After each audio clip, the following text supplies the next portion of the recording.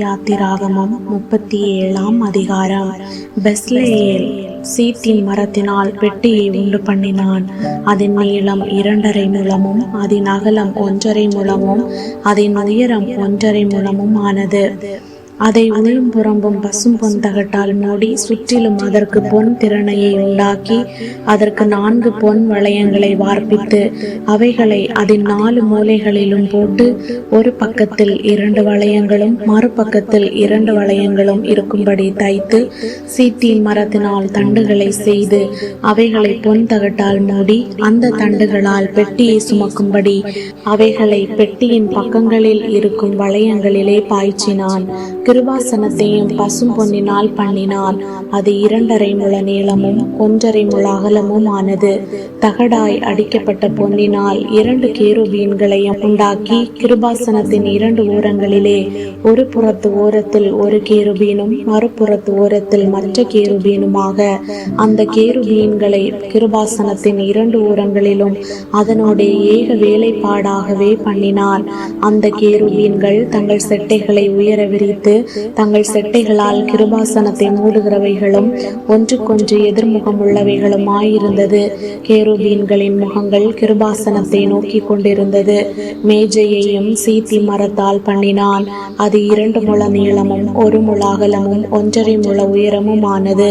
அதை பசும் பொன் தகட்டால் மூடி சுற்றிலும் அதற்கு பொன் திறனையை உண்டாக்கி சுற்றிலும் அதற்கு 4 விரற்கடையான சட்டத்தையும் அதன் சட்டத்திற்கு சுற்றிலும் பொன் திறனையையும் உண்டு பண்ணி அதற்கு 4 பொன் வளையங்களை வார்ப்பித்து அவைகளை அதன் 4 கால்களுக்கு இருக்கும் 4 மூலைகளிலும் தைத்தான். அந்த வளையங்கள் மேஜையை சுமக்கும் தண்டுகளை பாய்ச்சும் இடங்களாயிருக்கும்படி சட்டத்தின் அருகே இருந்தது. மேஜையை சுமக்கும் அந்த தண்டுகளை சீத்திம் மரத்தால் பண்ணி அவைகளை பொன் தகட்டால் மூடி மேஜையின் மேலிருக்கும் பாத்திரங்களாகிய அதன் பனிமுட்டுகளையும் அதன் தட்டுகளையும் தூப கரண்டிகளையும் அதன் வானபலி கரகங்களையும் மூடுகிறதற்கான அதன் கிண்ணங்களையும் பசும் பொன்னினால் உண்டாக்கினான். குத்து விளக்கையும் பசும் பொன்னினால் அடிப்பு வேலையாய் உண்டாக்கினான்.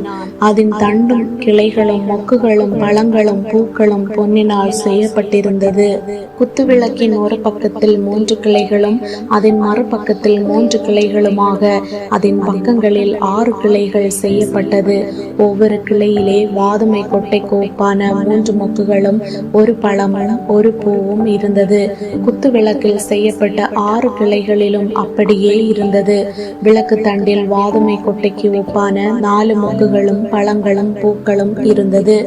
அதில் செய்யப்பட்ட 2 கிளைகளின் கீழ் ஒரு பழமும் வேறு 2 கிளைகளின் கீழ் ஒரு பழமும் மற்ற 2 கிளைகளின் கீழ் ஒரு பழமும் இருந்தது.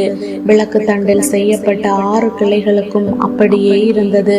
அவைகளின் பழங்களும் அவைகளின் கிளைகளும் பசும் பொன்னினால் ஒரே அடிப்பு வேலையாய் செய்யப்பட்டது.